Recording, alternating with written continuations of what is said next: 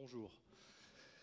Quand on m'a proposé de venir témoigner aujourd'hui pour vous raconter notre projet de migration de notre IT vers le cloud computing et le partenariat qu'on a noué avec Fujitsu dans ce domaine-là, l'image qui m'est venue pour illustrer cela, c'est l'image de la métamorphose de la chenille en papillon.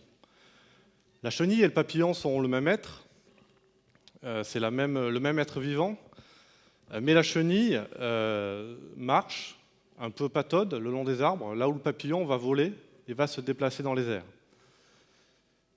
Et pour passer de l'un à l'autre, une véritable métamorphose est nécessaire.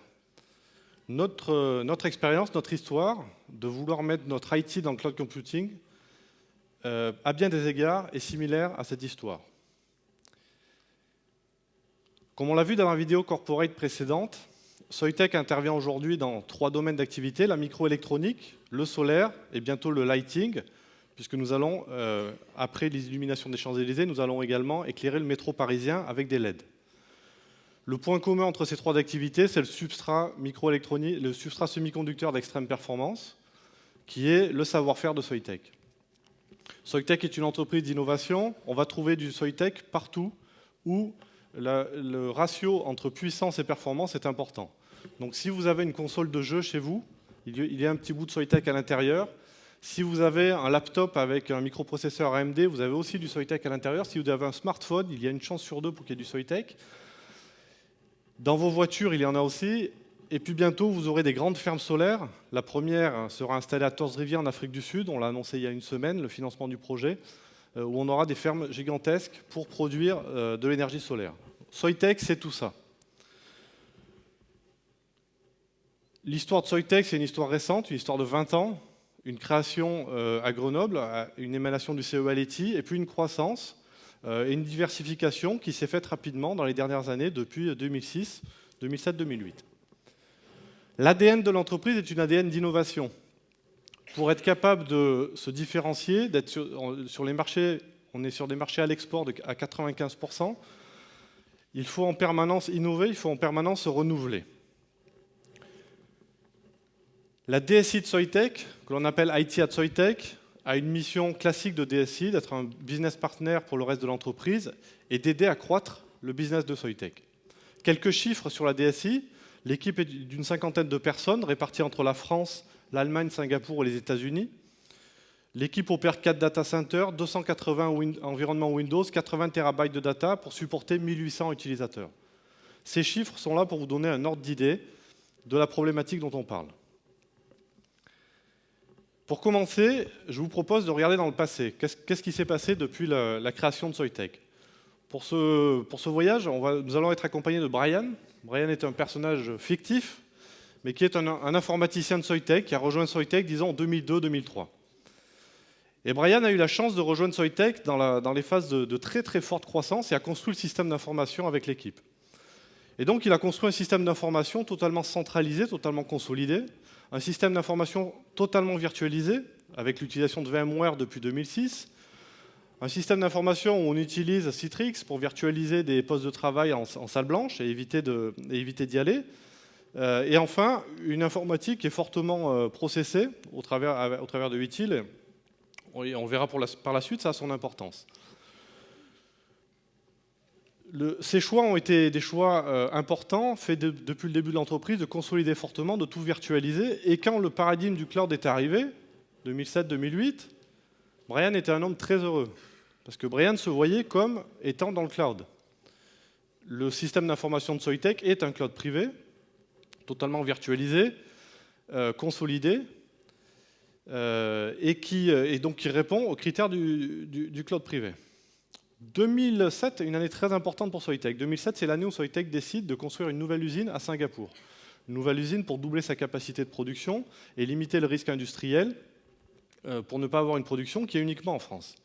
Un projet d'1 an, un projet pour l'équipe informatique qui consiste à installer l'IT pour une usine. Donc, ça signifie installer l'infrastructure locale, l'acheter et l'installer. L'infrastructure locale, les réseaux, les serveurs de fichiers, puis toute l'informatique pour faire tourner l'usine, et de déployer des applications centralisées, ERP, RH, qui sont hébergées toujours en France, mais utilisées à distance. Un projet qui se passe très bien. Brian est un homme heureux, il a la chance de participer au projet, un projet qui est délivré dans les temps, dans les budgets, avec le bon niveau de qualité, en ligne avec le démarrage de l'usine. 2008-2009, c'est aussi les années où des applications cloud grand public arrivent à maturité. Par exemple, Spotify pour écouter de la musique en streaming, Picasa pour partager des photos, Skype, évidemment, à cette époque-là, était déjà mûr pour faire de la visioconférence ou de la téléphonie, et puis les outils Google pour faire du search ou pour faire de la collaboration. Et Brian, qui, dans sa vie courante, utilisait ces outils. Donc, tout allait bien. Chez Soitec, il avait fait son cloud privé. Et puis, au quotidien, il utilisait des vraies applications cloud. Et donc, il avait bien l'impression d'être dans le monde du cloud et d'être en cohérence. Et puis, il a commencé à se poser des questions, à être perplexe. 2 éléments principaux de perplexité. Premier élément, comment se fait-il qu'il soit si simple d'utiliser les solutions cloud grand public? Si on veut écouter de la musique en streaming Spotify, on va installer une application et après ça va fonctionner, hébergé par des serveurs. On s'occupe de rien, ça fonctionne. Si on veut partager ses photos avec les solutions Google, la même chose, on n'a pas grand-chose à faire, ça va fonctionner. Et pourquoi le projet pour Soitec, pour installer la nouvelle usine, a été si long et si coûteux? Pourquoi il a fallu des dizaines d'armées de consultants pour faire des spécifications, pour concevoir des infrastructures, pour les raccorder entre elles, pour les faire fonctionner, parce que parfois ça ne fonctionne pas, alors que dans la vraie vie, il y a des solutions qui marchent toutes faites. Le deuxième élément de perplexité, c'est la lenteur. Pourquoi, à l'intérieur de l'entreprise, quand je fais une recherche sur le portail de l'entreprise, pour aller chercher dans environ quelques milliers de documents, il faut une dizaine de secondes pour avoir le résultat? Et pourquoi, quand je suis à l'extérieur avec Google, en moins d'une seconde, je vais chercher le résultat dans des milliards de documents? Pourquoi on n'arrive pas, à l'intérieur du firewall, à avoir ce niveau de fonctionnalité qu'on arrive à avoir à l'extérieur? On pourrait citer également pourquoi il est si difficile d'échanger des photos entre nos sites de Singapour et de Grenoble, alors que c'est si facile avec les outils de Google. Pourquoi c'est si lent en interne? 2008, 2009, c'est aussi une année importante parce que c'est l'année de la crise financière, la crise des subprimes. Soitec est dans le marché de la microélectronique, un marché soumis directement aux grands consommateurs. Donc la crise a été violente et brutale. Pour Soitec, ça a signifié une baisse du chiffre d'affaires de 30% d'une année sur l'autre. Une baisse de chiffre d'affaires de 30%, vous imaginez la première conséquence, c'est l'usine de Singapour qu'on avait prévu installer, elle ne va pas démarrer à la vitesse où on l'avait imaginé, elle va démarrer moins vite. Ça veut dire aussi qu'il faut arriver à faire 30% de réduction de coûts de partout dans l'entreprise pour rester à des marges acceptables. Donc l'IT a eu ce challenge. Pour relever ce challenge, on a été confronté à un théorème qu'on appelle maintenant le théorème des coûts fixes. La structure de coûts de l'informatique de Soitec, sur une échelle 100, c'est 40, 20, 20, 10, 10. 40 sont les coûts de dépréciation des investissements passés.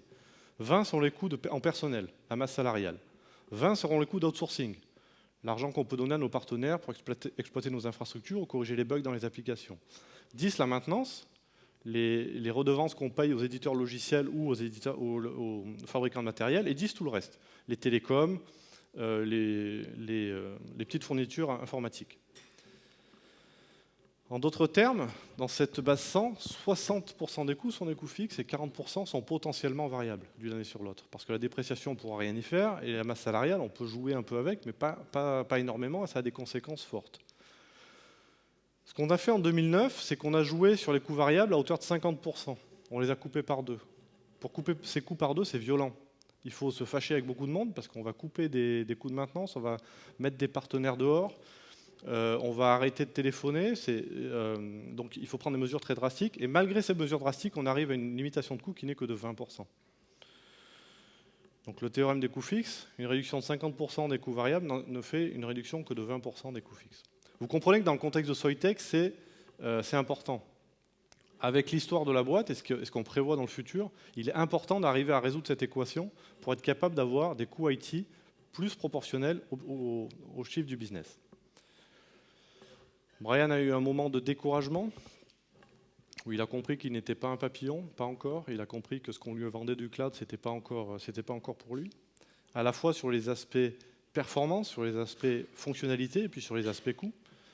Les jours de déprime, il avait même l'impression d'être une petite chenille ou même une petite limace. Et à la limite, il pouvait se considérer comme une chenille un peu élaborée, colorée, avec des jolies couleurs, mais sûrement pas un papillon. Donc à un moment donné, on s'est dit il faut y aller. C'est-à-dire si on y croit vraiment, si on est convaincu que le cloud c'est la bonne solution et que le marché va y aller, eh ben, il faut y aller. Partie 2, allons vers le cloud. Ce slide est le slide numéro 14 du schéma directeur de la DSI de Soitec en 2011. Donc le slide présentait la direction générale pour expliquer voilà ce qui est en train de se passer à l'extérieur de Soitec. La planète, c'est la planète informatique. La météorite, c'est quelque chose qui est en train de se passer, qui est en train de percuter cette planète informatique et qui va la remodeler complètement. Sur 3 aspects, la mobilité, le social media et le cloud computing. Et la roadmap qu'on vous propose, alors il n'y avait pas que ce slide-là, hein, il y avait 100 slides de backup comme dans tous les bons schémas directeurs. On expliquait que la mission de l'IT de Soitec, c'était de refondre l'IT complètement pour bénéficier de ces nouvelles façons de faire l'informatique. Et que donc il allait y avoir de la casse, parce qu'une météorite c'est un peu violent, hein, ça a des dinosaures qui meurent et des mammifères qui se développent. Mais notre métier, notre boulot, c'est d'amener ça à l'intérieur de Soitec. On n'a pas eu trop de mal à convaincre parce que Soitec est dans le métier de la microélectronique. Donc le fait que le cloud arrive, que les data centers se construisent, que le métier est en mutation, l'entreprise est sensibilisée à ça. Donc on est parti. On a lancé un projet qu'on a appelé Sky IT. Sky comme le ciel, envoyons l'IT dans les nuages. Sky IT by IT at Soitec. Ce projet, trois parts. La première, la roadmap. Il fallait construire une roadmap. Donc savoir où on va. Pour construire la roadmap, on a utilisé ce document de l'administration américaine qui a été publié en février 2011, qui est la stratégie de l'administration américaine pour aller vers le cloud computing. Ce document dit 2 choses. La première, c'est le cloud computing a de la valeur, il faut y aller. Donc les agences, allez-y. Et la deuxième, c'est voilà comment il faut que vous y preniez. Vous allez ranker vos applications dans cette matrice. En abscisse, est-ce que les solutions sont prêtes ou pas à aller dans le cloud computing? Et en ordonnée, est-ce que ça fait de la valeur? Vous mappez vos applications, celles qui sont dans le bleu en haut à droite, vous y allez, et les autres, vous travaillez pour qu'elles montent, celles qui font de la valeur, pardon, vous travaillez pour qu'elles aillent vers la droite, et pour qu'on soit capable de les envoyer dans le cloud. On a dit on n'est pas plus bête que l'administration américaine, on va le faire aussi. Donc on va mapper notre système d'information là-dedans, dans cette matrice. Et là, les difficultés ont commencé.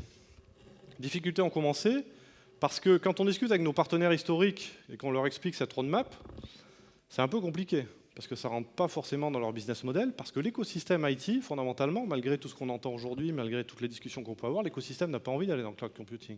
Ça remet en cause beaucoup trop de choses.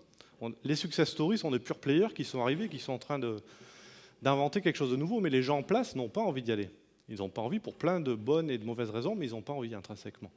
Donc, quand on est une petite entreprise comme nous et qu'on se dit on veut y aller, c'est stratégique, on va y aller, ben c'est difficile de faire sa roadmap. C'est difficile et on a du mal à avoir l'information.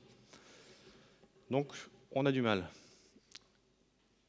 Quand on n'a pas l'effet brouillard, on a l'effet Shadok. L'effet Shadok, alors les slides à droite ont été pris au hasard sur Internet, mais on les a vus plusieurs fois aujourd'hui déjà, c'est les slides qui expliquent ce qu'est le cloud computing. Shadok, hein, pourquoi faire simple quand on peut faire compliqué? C'est très simple ce qu'on veut faire, on veut utiliser des applications SaaS ou du cloud public, c'est tout ce qu'on veut faire. Sauf que quand on va en discuter concrètement avec nos partenaires, on va se voir expliquer la complexité qui est réelle, les complexités existent, mais il faut en discuter une fois et puis c'est bon, et puis surtout, chaque fois qu'on en discute, on nous explique la complexité pour après nous dire, et by the way, ce qui est bon pour vous, c'est soit de rester chez vous, soit de faire du private cloud dans nos data centers. Mais si on en reste là, on ne va pas du tout atteindre les objectifs qu'on s'est fixés à l'ultime. Donc toute la difficulté pour nous, c'est d'emmener tout l'écosystème en disant, nous, oui, on croit au SaaS, oui, on croit au cloud public, non, on n'a pas peur au problème de SLA, non, on n'a pas peur au problème de sécurité de données, on veut y aller, c'est le seul, ou alors on n'y va pas, mais on ne se dit pas qu'on fait du cloud, c'est le seul moyen pour nous d'avoir de la valeur. Donc qu'est-ce qu'on a fait? On a travaillé, on a passé du temps, puis on en passe encore du temps à comprendre, à se faire notre avis sur les solutions du marché, sur notre besoin. Est-ce que notre besoin est vraiment spécifique ou est-ce qu'il va dans une application SaaS? Donc on a passé du temps. Et on a mappé nos applications. Donc là c'est un résumé, mais c'est dans la matrice de l'administration américaine, on a mappé les applications du système d'information de Soitec. Donc en bas à gauche, ce n'est pas une surprise, on retrouve nos applications manufacturing qui n'iront pas dans le cloud de sitôt. Et puis en haut à droite, on trouve quelques applications dont on a vu qu'elles pouvaient y aller tout de suite, comme Kyriba pour les flux interbancaires. Donc l'échange de flux interbancaires entre Soitec et ses banques est une application SaaS. Pour la gestion des documents du board, donc le board, le conseil d'administration de Soitec, on s'échangeait des emails avec des PowerPoint, jamais à la même version. On utilise une solution SaaS qui permet d'héberger nos applications sur un portail, de les charger et d'y accéder depuis les devices, les périphériques de nos membres du board, d'y accéder directement, puis avec des fonctionnalités intéressantes de bookmarking et de prise de notes. Et puis enfin, on a développé l'outil interne à l'IT pour manager nos process utiles et pour communiquer nos utilisateurs ServiceNow, un outil SaaS qu'on a pu intégrer en quelques mois et pour lequel on est en SaaS complet. Voilà, donc ça c'est la roadmap et la mission c'est de l'emmener complètement dans le cloud. Si je résume, les tips sur cette partie roadmap, la première chose c'est qu'il faut bosser. Il n'y a rien qui va arriver tout cuit et on va se faire aider par des partenaires, mais il faut faire son travail. Il faut être assez directif, il faut se dire on va y aller, il faut se dire cloud first. Chaque fois qu'on a une nouvelle application, est-ce qu'elle peut aller dans le cloud ou pas? Et si elle ne peut pas, on va essayer de se justifier. La troisième, c'est de penser très gros, mais de commencer tout petit. Et puis enfin, c'est d'y aller. C'est au bout d'un moment, il faut arrêter d'essayer d'attraper la queue du Mickey, et puis il faut le faire, quoi. Sinon, on peut passer du temps, on peut passer des semaines et des mois, voire des années à faire des slides. Le deuxième aspect, c'est la culture. Donc dans le projet SkyIT, la roadmap, la culture. La culture, c'est la culture des équipes, la culture des équipes informatiques. Il va falloir qu'on comprenne tous, là, les équipes informatiques, les partenaires, qu'il va falloir qu'on passe d'un système d'information qui ressemblait à ça, un château fort, recroquevillé sur lui-même, avec des tours qui fonctionnent bien, quelques interfaces entre les tours, des douves bien protégées. On va passer de ça à ça, qui est un système d'information complètement éclaté, avec des applications SaaS, et vous voyez la problématique. Quand on passe d'un château à ça, c'est différent, il y a des problématiques d'intégration différentes. On a vu l'explication ce matin de l'équipe de Run My Process qui répond à ces enjeux. La réaction des équipes quand on dit ça, c'est celle-là. C'est une réaction de peur, une réaction de surprise, une réaction d'incompréhension, une réaction en tout cas pas une réaction de allons-y, quoi. Et donc on a fait dans notre projet de SkyIT, on a fait un plan pour faire le change management, donc avec l'équipe de management de l'IT. On a fait un passage pour expliquer aux équipes, hier notre métier c'était d'être des ébénistes et de faire les meubles un par un, demain notre métier c'est d'aller acheter des meubles chez Ikea et puis de les assembler. On leur a expliqué que hier notre métier c'était de faire de la haute couture, de faire des beaux habits sur mesure, et que demain c'est de faire du prêt-à-porter, d'aller acheter des habits qui ont déjà été designés pour nous, dont on va choisir juste la taille et puis la couleur. Et puis enfin, hier on était des garagistes et on réparait la voiture, et demain on monte dans la voiture et on va la piloter. Pour finir d'accompagner ça, et puis au fil du temps, on en est arrivé à un changement organisationnel. Un changement d'organisation, l'organisation de l'IT de Soitec était comme ça, avec un pilier central qui est l'infrastructure et les opérations, un pilier gauche qui est les gens qui s'occupent des applications dans le manufacturing, et un pilier droit, les gens qui s'occupent des applications hors du manufacturing. On est passé de ce schéma à ce schéma, qui dit il y a deux piliers. Le pilier gauche, c'est les applications du manufacturing. Le pilier droit, les applications en dehors du manufacturing. L'aspect infrastructure se réduit et devient un support aux deux autres.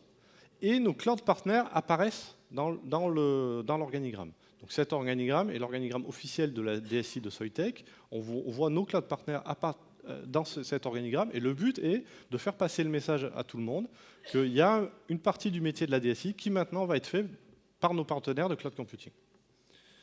Les tips, pour le changement culturel, il faut passer beaucoup de temps à expliquer, il faut ne pas hésiter à faire des changements d'organisation, puis enfin il faut essayer, il faut que les gens touchent, il faut qu'ils se fassent leur avis.